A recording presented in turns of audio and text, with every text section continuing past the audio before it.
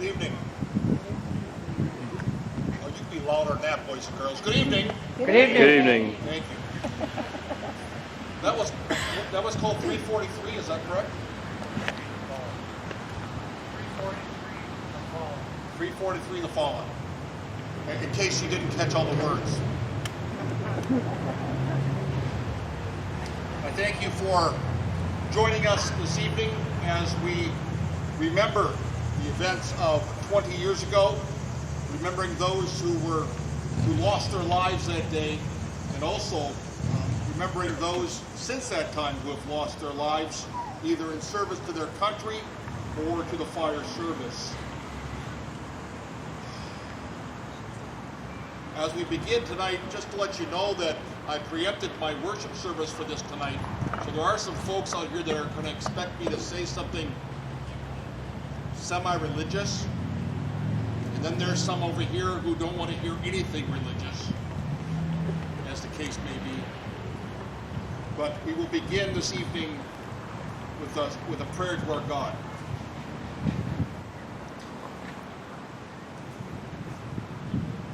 Lord, we remember the fallen of 20 years ago, those who rushed in where others were trying to get out, those who rushed in to try to help as much as possible.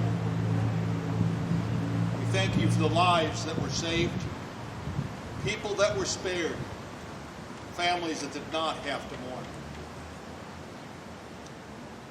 As we gather together on this beautiful night, we ask your presence with us as we do our best to remember and honor. Amen.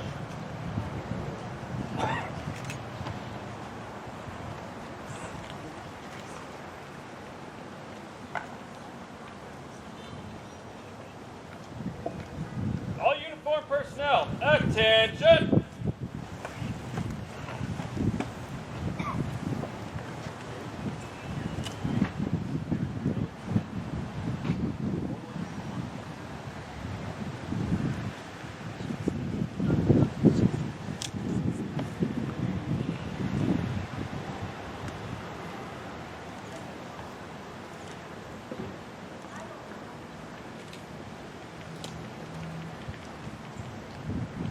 Right face. Prepare to post colors. Post colors.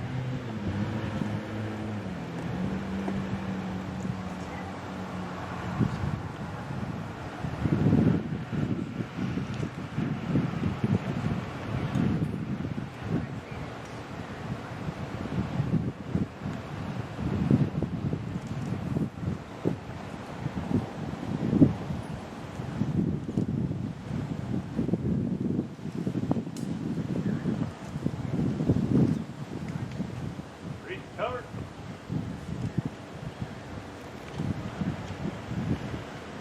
Adjust. Present arms.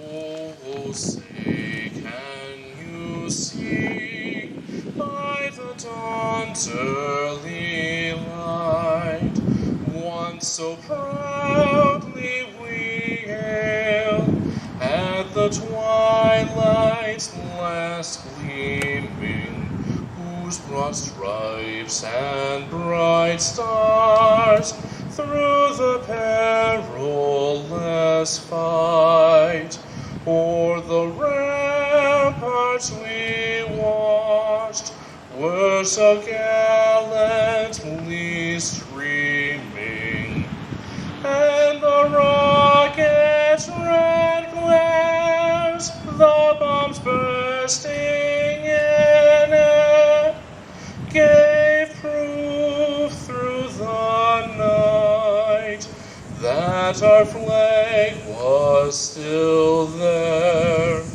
Oh, say does that star-spangled banner yet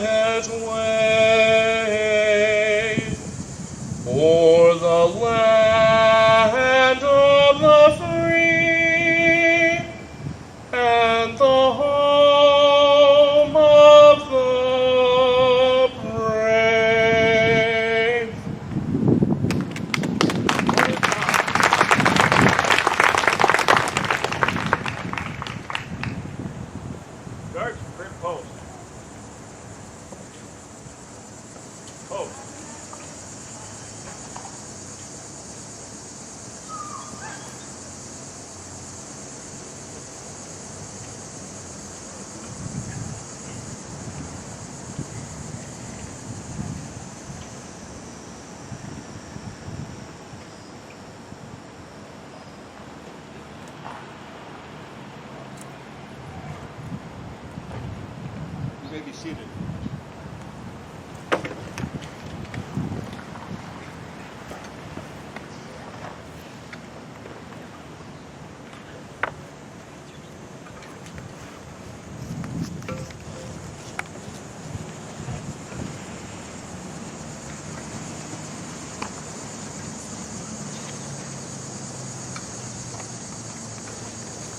Welcome, first responders, families, and community members. I would like to start with thanking our fire department chaplain, Firefighter Sylvain, for putting this remembrance service together. As we gather here this evening to remember those who made the ultimate sacrifice on September 11th, 2001, I ask that you also remember and pray for the thousands of military men and women who also paid the ultimate sacrifice for our freedoms, and to the tens of thousands of military personnel who live with the physical and mental pain because of the war on terrorism. Today we remember the events of 9/11 that occurred 20 years ago. On that fateful day, terrorists flew planes into the Twin Towers of the World Trade Center in New York City. A third plane into the Pentagon just outside Washington, D.C., and a fourth plane into a field in Shanksville, Pennsylvania. This was the most lethal terrorist attack in U.S. history, killing almost 3,000 people. 343 of those people killed were members of the New York Fire Department. There were 75 different fire stations in which at least one member was killed, and 78 countries lost citizens that day. The New York Fire Department lost its chief, its deputy commissioner, one of its chaplains, and as well as other administrative and special personnel that day. In addition to firefighters, many other emergency responders, including police, security, EMS, the Coast Guard, Port Authority, and military personnel, demonstrated real-life heroism, putting their lives on the line and reacting swiftly and without hesitation to serve and protect amid the largest terrorist attack on American soil. The devastating effects of 9/11 cannot be minimized and were felt across the globe as many of us watched the events unfold live. As we remember this solemn day, we honor the legacy of those who responded to this event and pay our respects for many lives lost far too soon. May they never be forgotten. Thank you, and God bless America.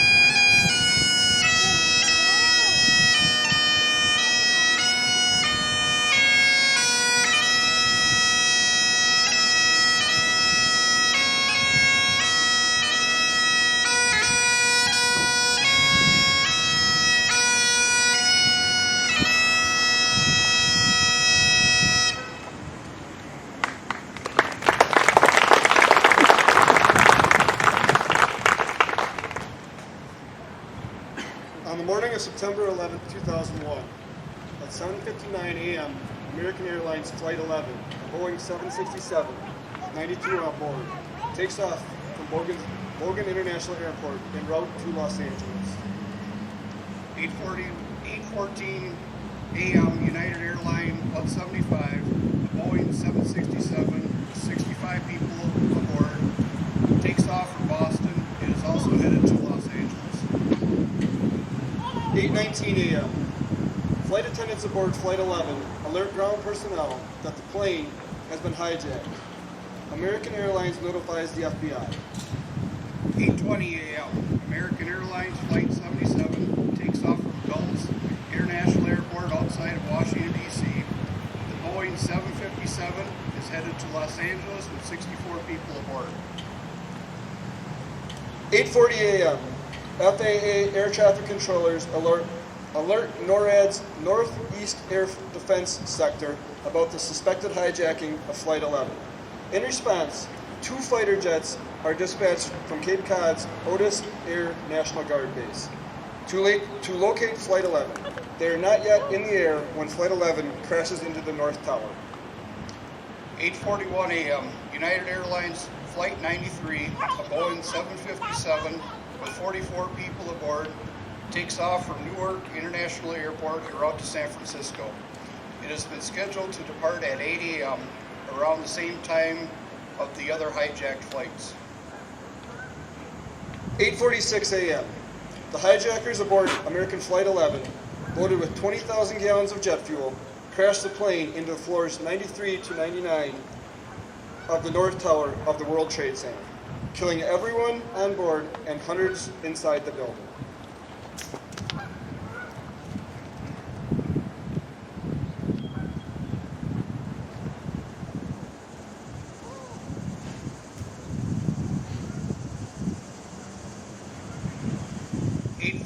A.m.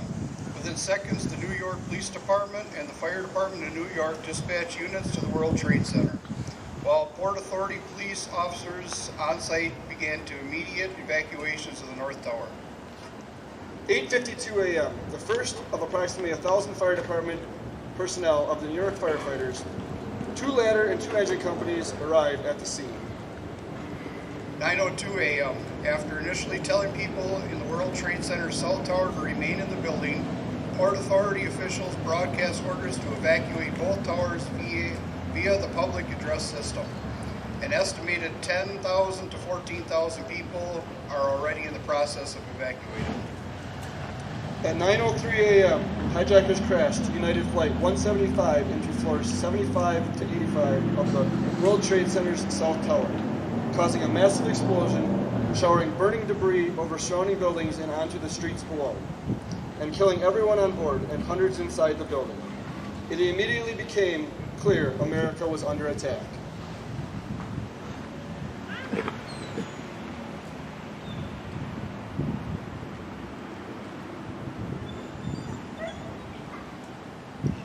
At 9:08 a.m.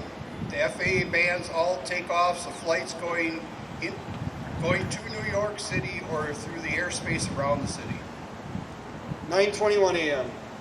The Port Authority closes all bridges and tunnels in the New York City area. 9:24 a.m. The FAA notifies the Northeast Air Defense Sector of the suspected hijacking flight of 77 after some passengers and crew aboard are able to alert family members on the ground. At 9:37 a.m., hijackers aboard Flight 77 crashed the plane into western facade of the Pentagon in Washington, D.C., killing 59 aboard the plane and 125 military and civilian personnel inside the building.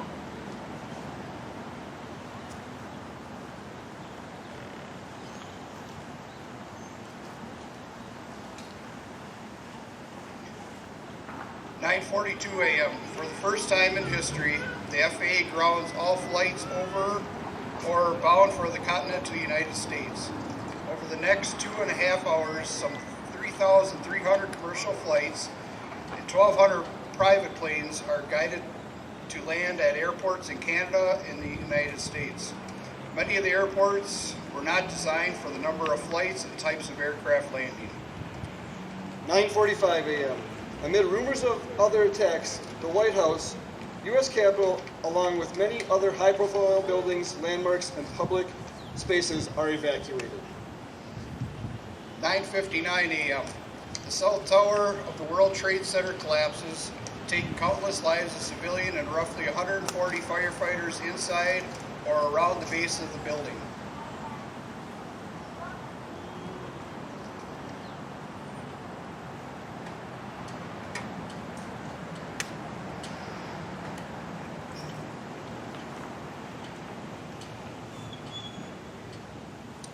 "10:07 a.m.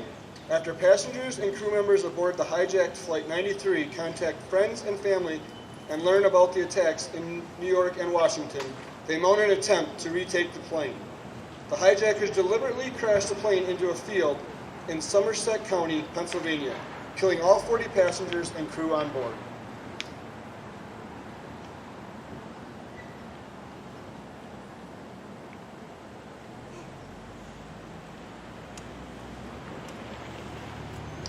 At 10:28 a.m.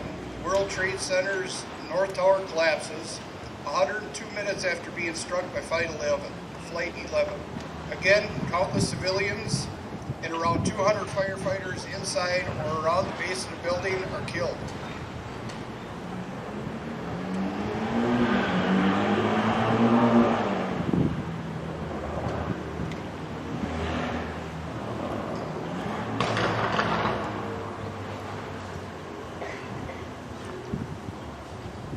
It is estimated around 160 firefighters were outside of the structures when they were killed, probably from falling debris.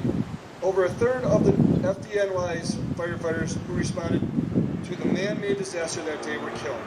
This surpasses the 78 lives lost in what had been the largest one-day death toll for firefighters in history to date, an Idaho forest fire in 1910. Due to the unique nature of firefighting, it is easier to estimate where firefighters were located that day than the 60 law enforcement officers who were killed. At 11 a.m., Mayor Rudy Giuliani calls for the evacuation of Lower Manhattan, including more than 1 million residents, workers, and tourists, as efforts continue throughout the afternoon to search for the survivors at the World Trade Center site. 2:51 p.m., the U.S. Navy dispatches missile destroyers to New York and Washington, D.C. 5:20 p.m., the evacuated 47-story 7 World Trade Center collapses after burning for hours, with no casualties through the collapse. Though the collapse forces rescue workers to flee for their lives, it is the last of the World Trade Center buildings to fall. 6:58 p.m., President Bush returns to the White House. At 8:30 p.m., President Bush addresses the nation, calling the attacks evil, despicable acts of terror, and declaring that America, its friends, and allies would stand together to win the war against terrorism. On Flight 93, 44 people died when the plane crashed in Pennsylvania.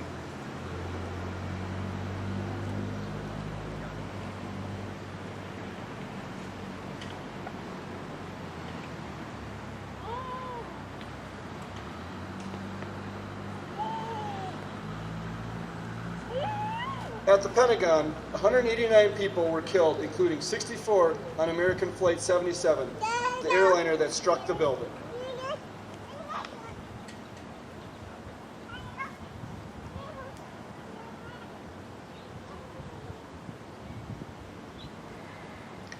At the World Trade Center, 2,763 died following the plane crashes and collapse of the Twin Towers.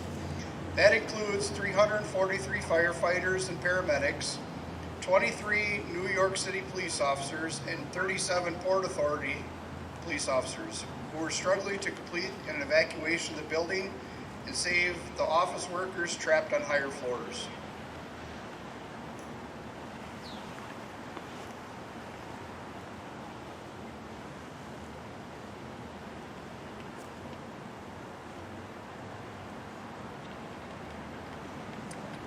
Only 6 people in the World Trade Center towers at the time of their collapse survived.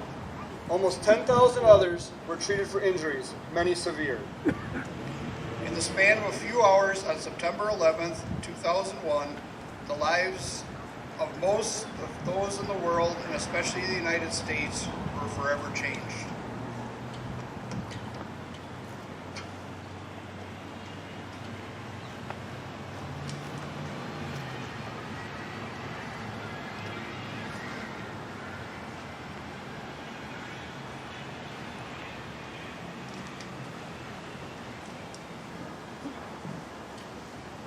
A firefighter's prayer. When I am called to duty, God, wherever flames may rage, give me strength to save a life, whatever be its age. Help me to embrace a little child before it's too late, or save an older person from the horror of that fate. Enable me to be alert, to hear the weakest shout, and quickly and efficiently to put the fire out. I want to fill my calling, to give the best in me, to guard my neighbor and protect his property. And if according to your will I have to lose my life, bless with your protecting hand my loving family from strife. Amen.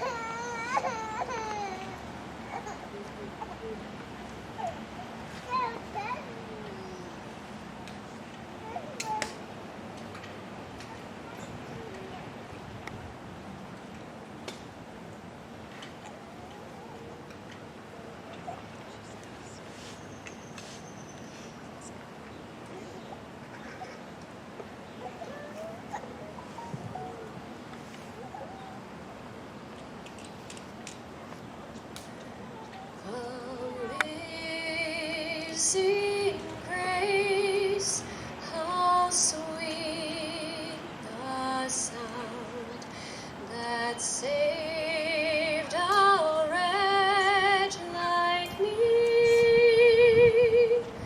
I once was lost, but now am found, was blind, but now I see.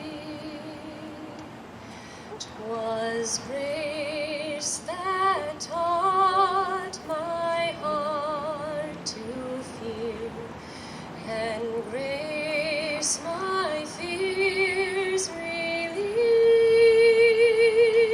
How precious did that grace appear the hour I first believed. The Lord has promised good to me. His words my hope secures. He will my shield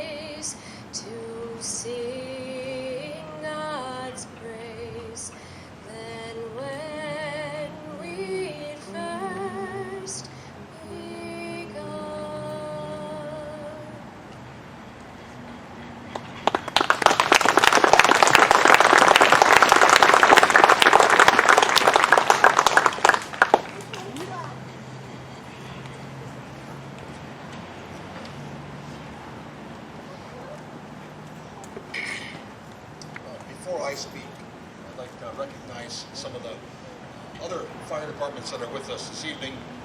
The fire department from Johnson Creek is over here. You can give them a hand.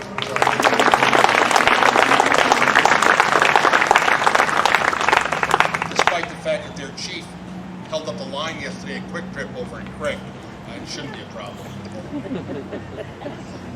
Did I see some prairie? Some prairie? Can you stand over there?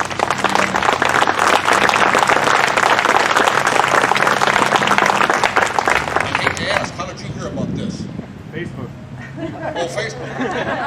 Because I sent out messages to all of our divisions. I'm like, I don't think some prairie was on the division. Is there any other fire department here?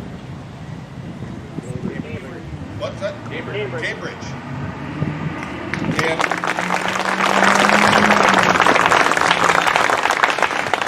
And also, Mick, would you stand for a moment? Because I want people to be able to notice who you are. Our police chief, Mick. Any officers here besides the honor guard? Or are they out, like, watching the streets, keeping us safe from all those cars that make a lot of noise? It was interesting the other day. The chief and I were talking, and I said to him, how many guys were on the department 20 years ago?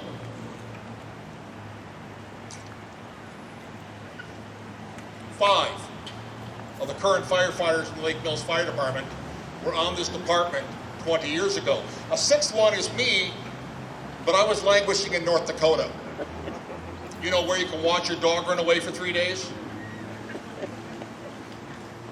When all this occurred, the morning of 9/11, my wife and I were in my office chatting when the phone rang. We knew nothing about what had been occurring in New York, Washington, or in Pennsylvania. As I turned the TV on and it showed New York, my first words were, the towers are gone. Then we began to, of course, see the replays over and over again of planes flying into the World Trade Center. And as the years have went on, they have found more footage, of course. That too, we have seen. This year there has been different specials on regarding people who survived and hearing some of their words.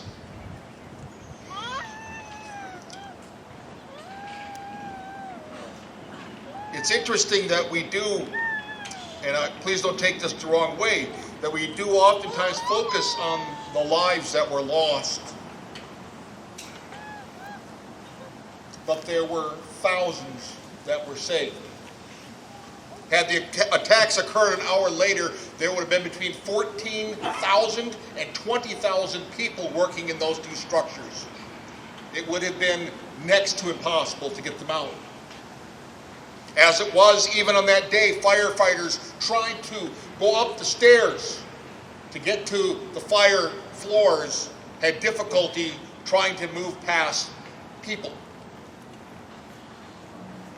And believe you me, it tires me to think of the fact that those guys were carrying upwards of 100 pounds of equipment moving up those stairs. I would be out of breath taking that amount of equipment up these stairs. Actually, I might just get out of breath just walking those stairs with nothing on, who knows.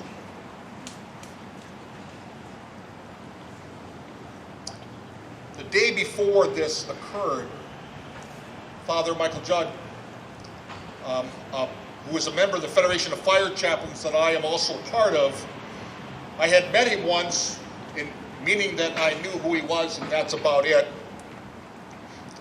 had given a mass for the firefighters. He was talking to them about how their legacy would be remembered. Little did he know the events that were to occur the next morning. But he asked them, he pleaded with them to remember that who they serve. not just the people of New York, but they serve the calling given to them by a higher power. Father Judge, of course, was speaking of God. And while many of us in the fire service do consider this a calling, it's easy to find the ones who are what you might call weekend warriors. They do not last very long.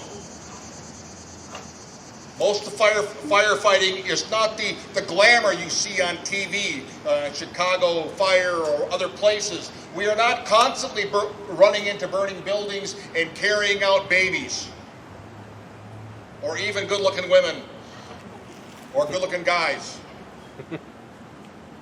Majority of our firefighting is oftentimes mundane things that we do, also including a lot of cleanup.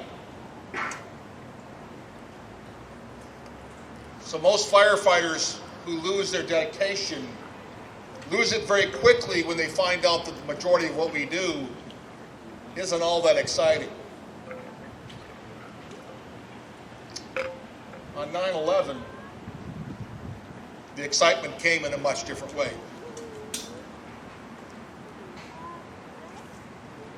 Most of us, both in the fire as well as law enforcement, oftentimes do it because of a desire to want to help people.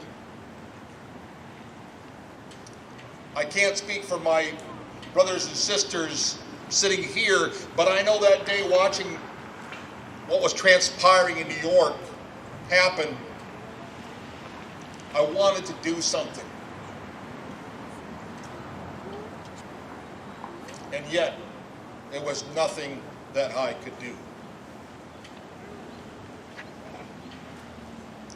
The younger guys on the fire department, those who were in grade school, some of them. How old were you, Joel? 8th grade, 7th grade? No, I was in high school. Oh, you were in high school. Did you have hair then? Yeah. Okay. Majority of them do not remember a world that did not have terrorism in it. Majority of them do not remember a world where we did not, at times, live in fear. The majority of them do not remember a world where you didn't have to take off your shoes at the airport.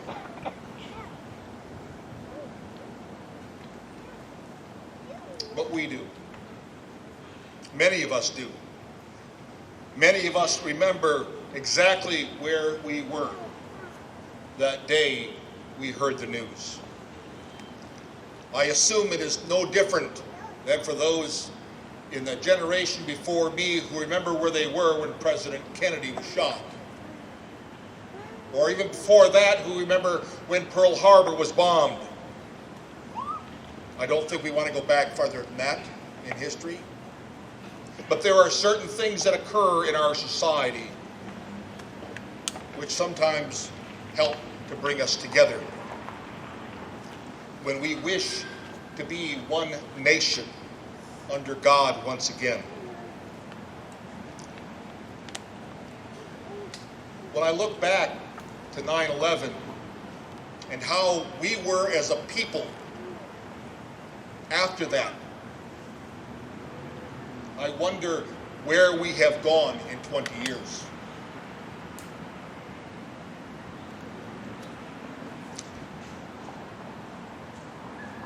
As Father Judge said, leaving a legacy behind.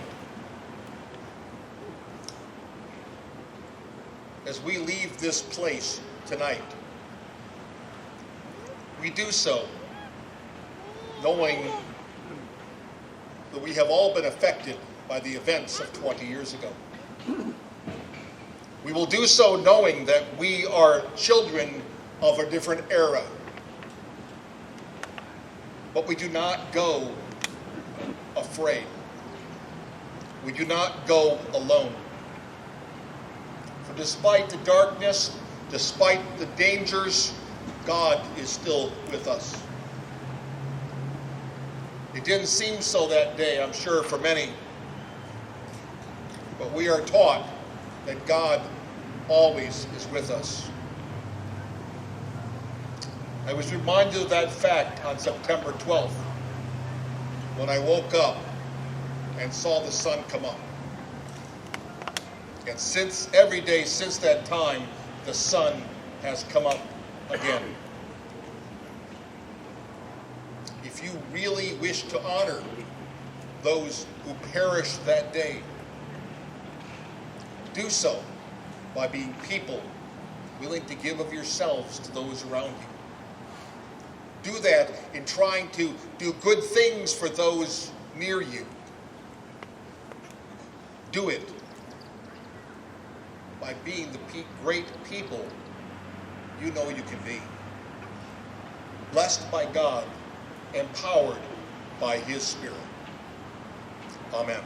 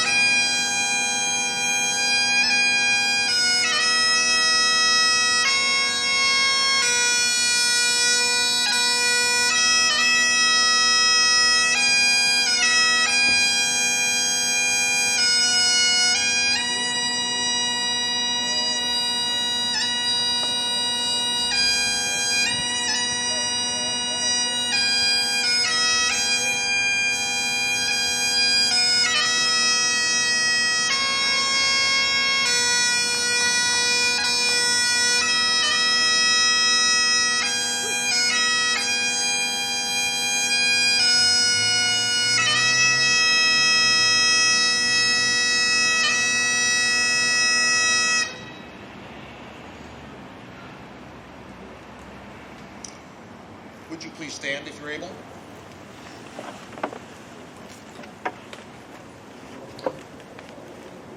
And now may the Lord bless you and keep you. May the Lord make His face to shine upon you and be gracious unto you. May the Lord lift His countenance upon you and give unto you His everlasting peace. In the name of our risen Lord and Savior Jesus Christ. Amen.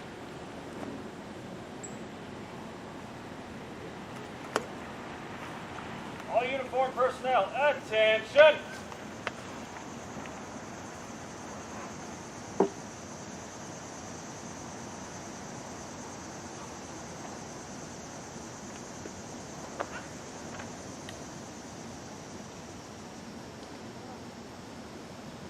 Guard, go.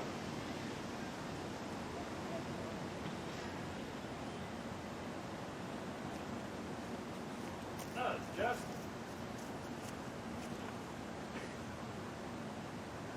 present arms.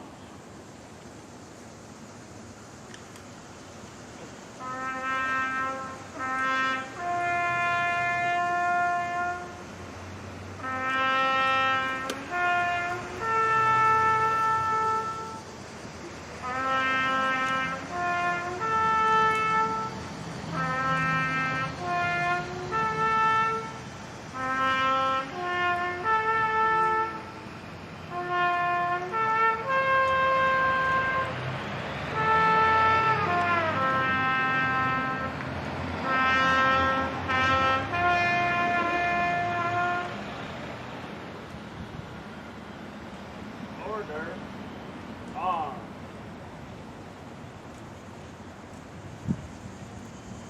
Present arms. Order, arms. Adjust. There, green colors. Green colors.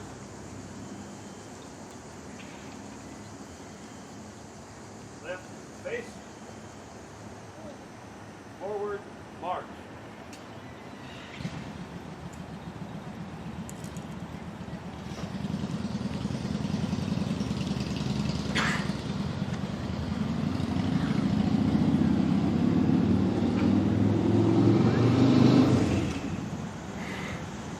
Thank you for joining us this evening.